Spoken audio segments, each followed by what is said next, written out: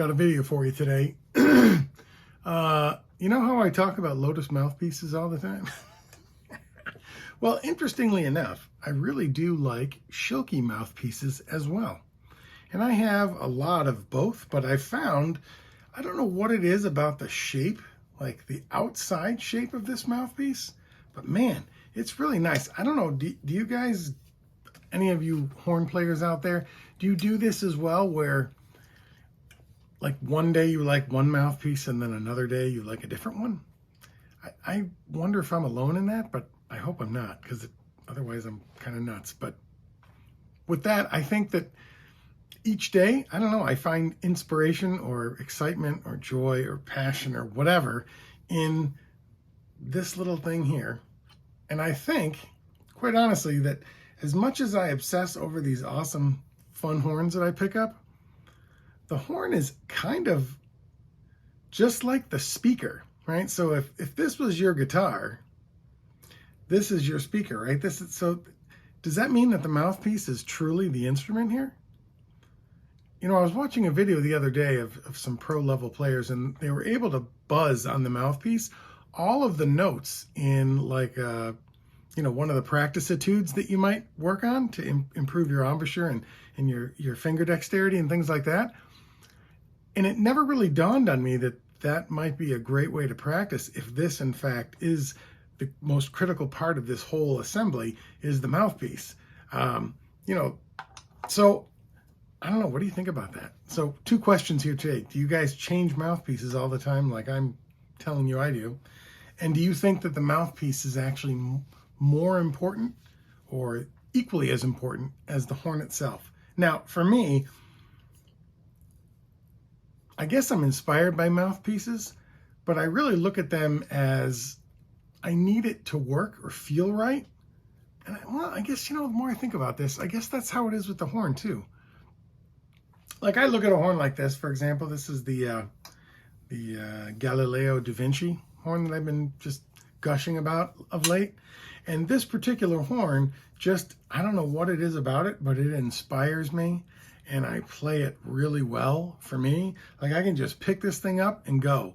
And that's kind of what I want in an instrument, is the ability to feel confident when I play it and not worry about, I got to warm up too much, or I could really blow really hard to make this thing work. And, like I've said before, I have some really nice instruments and they're all excellent, but, you kind of lean on that one that you keep going back to. And even though this one is a new one, I can't put this thing down. Every time I go to play, I want to play this horn. And it's funny because in a lot of ways, it doesn't have all the things that I want. It kind of reminds me of like a 25-year-old Monet, like something that he did at the very beginning of his career. It's got a small bell. It's kind of, it's a very light horn compared to pretty much every other horn I have. But you can see the bell on this thing is tiny. It's not big at all. And some of the other horns I have, have giant, very big flared bells on them that has the, the kind of curvature here, this like, I don't know, strange shape to both the tuning slide and to the bell bow, here.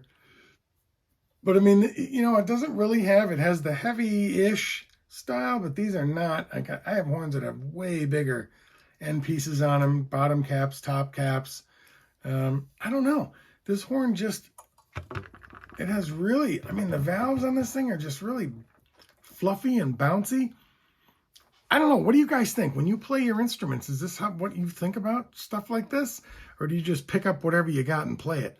Maybe I have too many options, but this one here, man, this has become my number one since I've got it. I just play this thing every day on everything I do. The recordings I'm doing, this is on there. It's, it's crazy. I really dig this horn quite a bit. Anyway, back to the mouthpiece.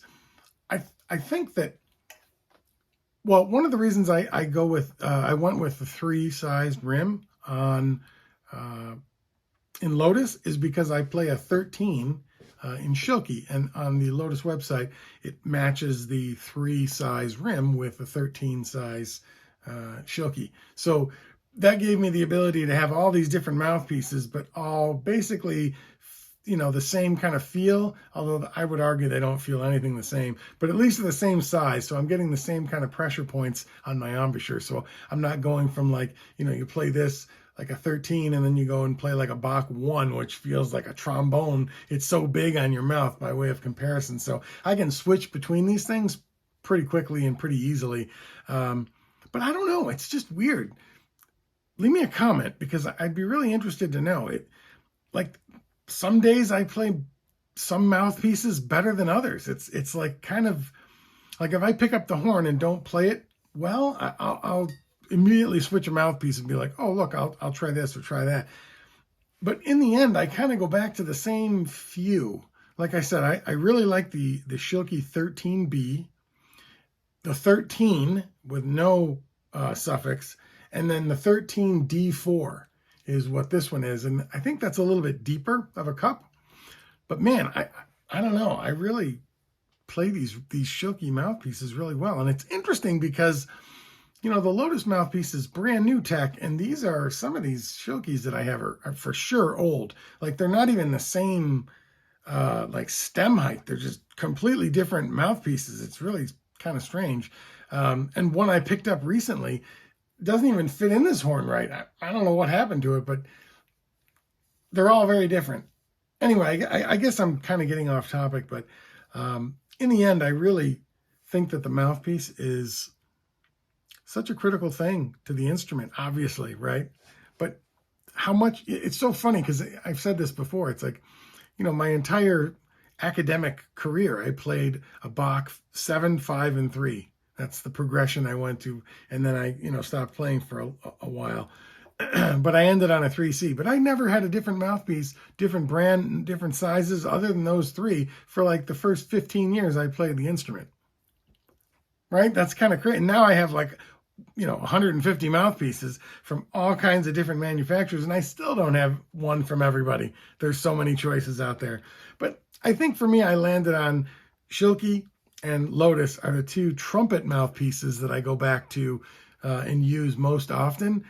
I don't know. Anyway, I'm going to cut this shorter because it's getting long, but let me know if you guys go through and do the same type of stuff, or how you approach the mouthpiece with your horns and how you approach the horn with your mouthpiece.